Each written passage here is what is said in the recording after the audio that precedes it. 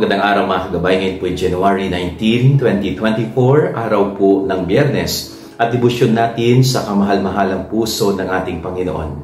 Maririnig po natin sa ating Ebanghelyo ang pagtawag ng Panginoon sa kanyang mga alagad.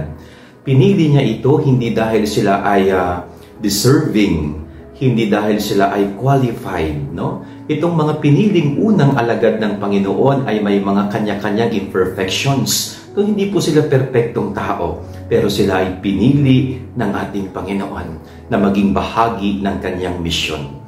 Ibig sabihin, hindi po tumitingin sa kahinaan o imperfection ng Diyos kapag tayo ay tinatawag niya sa paglilingkod. Ang mahalaga, kapag tayo ay tinawag niya, tutugon tayo ng buong buo sa ating kalooban. Ito po'y napakagandang point of reflection sa araw na ito. Lahat po tayo tinatawag ng Diyos. Wala pong exempted sa kanyang panawagan. Tinatawag niya tayo na sumunod sa kanya, maglingkod at maging bahagi ng misyon. Pero ang tanong, willing ba tayong tumugon sa panawagan ng Diyos na ito? Yan ang ating gabay-aral ngayong maghapon. God bless po sa inyo lahat. Pagpalain kayo ng Panginoon.